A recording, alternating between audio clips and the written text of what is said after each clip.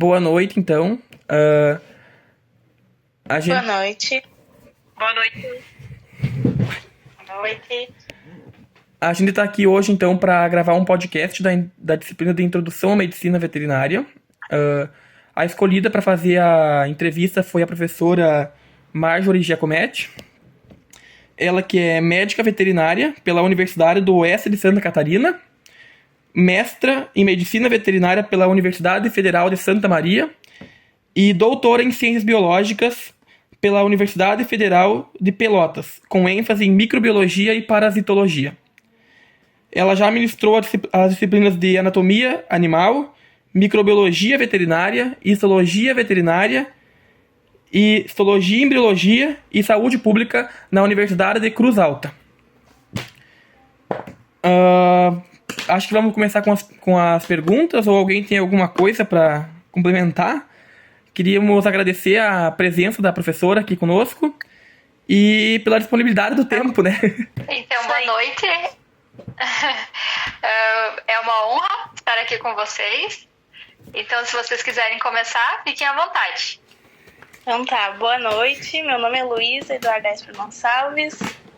Estou no primeiro semestre da Medicina Veterinária e, para começar, então, a gente queria saber o que te fez querer cursar a Medicina Veterinária. Eu acho que é meio clichê, né? Todo mundo fala, porque eu gosto de bicho. Mas eu acho que desde pequena eu sempre tive isso dentro de mim, de cuidar dos animais, sabe?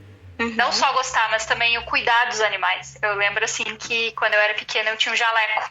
E eu, quando colocava aquele jaleco, eu me sentia, tipo, muito importante, assim. E eu sempre, desde pequena, eu sempre quis ser veterinária. Ai, que legal. Fui sempre bem decidida nessa parte, sabe? Sempre foi minha primeira opção. Ai, que legal, então. Então tá realizada. E como é a tua rotina nessa área, assim? Como é a tua rotina profissional? Então, eu fui para a área laboratorial. Eu trabalho basicamente no laboratório de microbiologia e parasitologia e, claro, com a parte da docência.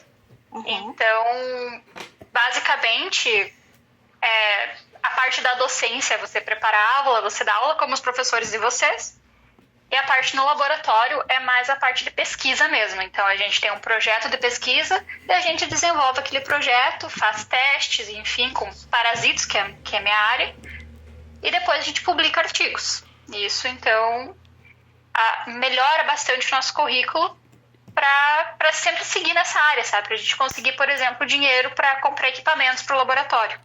Sim, que legal. E o que te chamou a atenção dentro dessa área, assim, que tu quis seguir?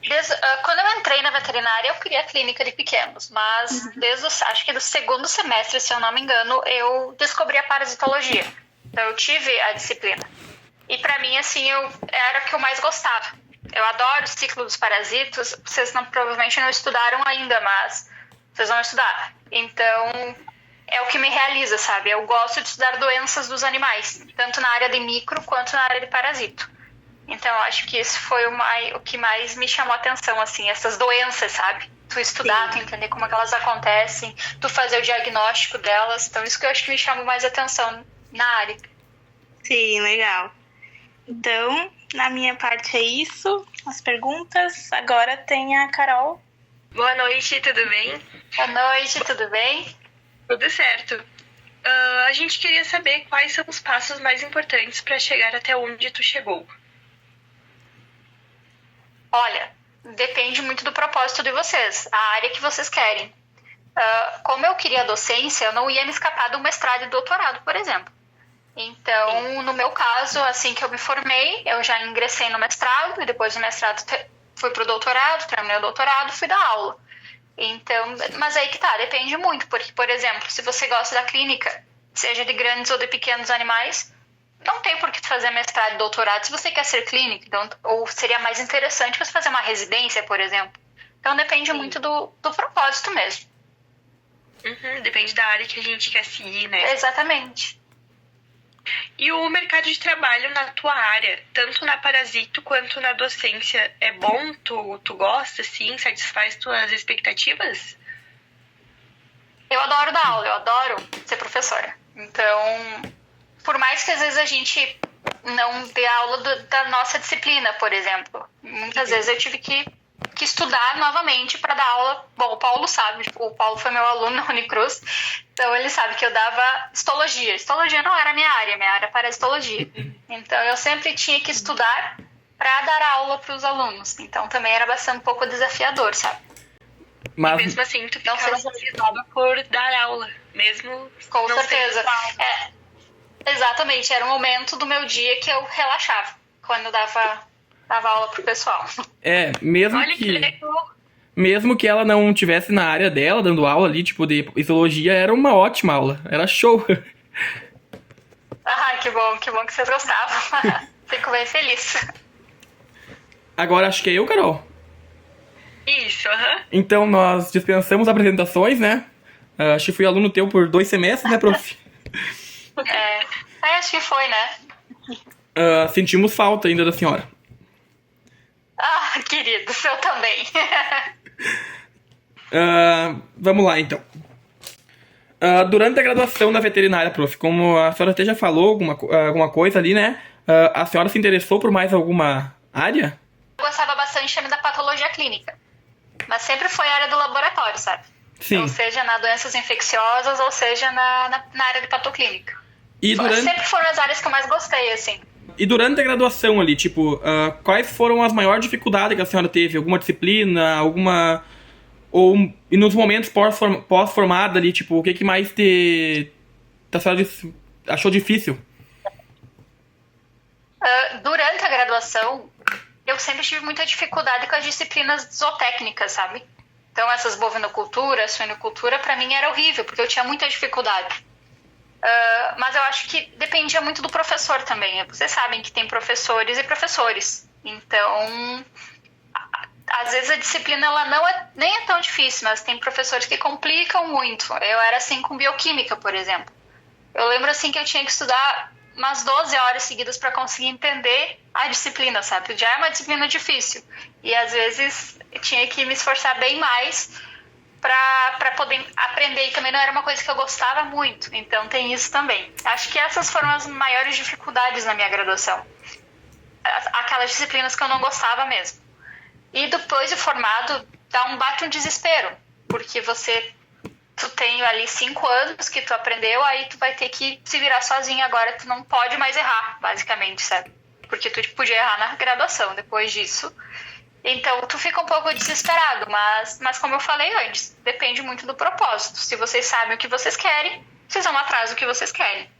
Então, ou seja, para clínica, área de reprodução, laboratório, enfim, são muitas áreas na veterinária. Mas eu acho que é normal bater um pouquinho de desespero, mas depois passa. Depois a gente vê que a gente dá conta.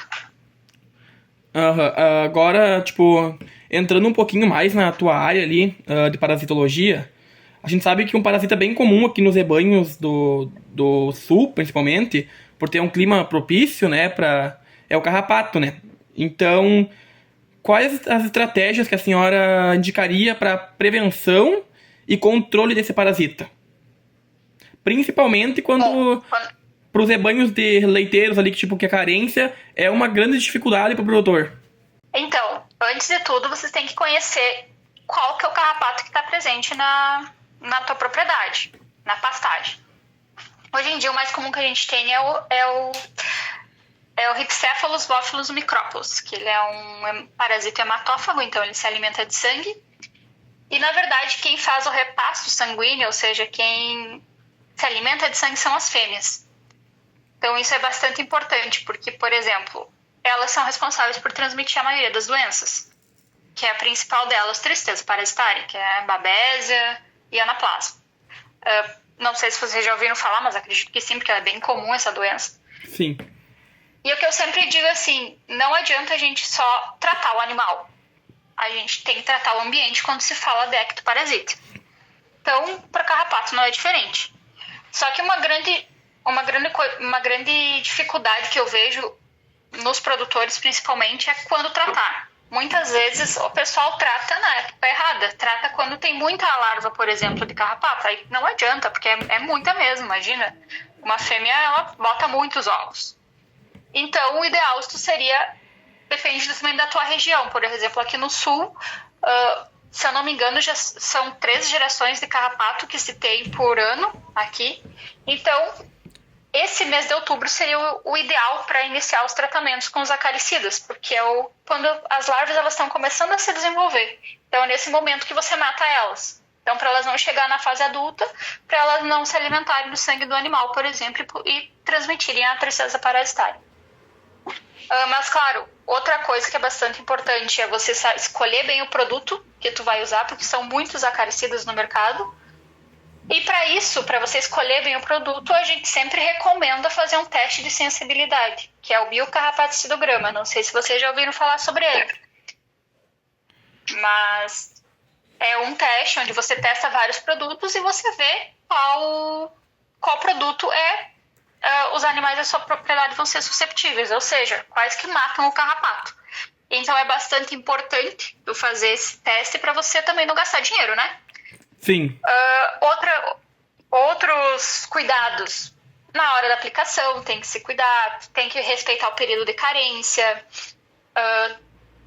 Aí depende se vai ser aspersão, imersão, como que vai ser aplicado esse produto. Outra coisa bastante importante que o pessoal não cuida. Às vezes cria mais de um animal junto. Por exemplo, tem um carrapato do cavalo que não é o mesmo do bovino. Isso pode interferir no tratamento. Então, essa parte de separar na hora do tratamento da pastagem, sabe? É bastante importante. Quarentena é extremamente importante para qualquer doença. Também não introduzir animais que não tenham, por exemplo, se vocês não sabem o histórico deles. Pra gente finalizar, então, quais conselhos a senhora daria pra gente, um estudante que está iniciando a graduação? Principalmente para alguém que queira seguir a mesma carreira que a senhora. Olha, é o que eu sempre digo. Vocês têm que fazer muito estágio, porque vocês têm que saber o que vocês não querem fazer na veterinária. É para isso que serve o estágio. Então é importante vocês aprenderem um pouquinho de cada área para vocês saberem o que vocês não querem. Para a minha área, para a área da pesquisa, da docência, o interessante é o quê?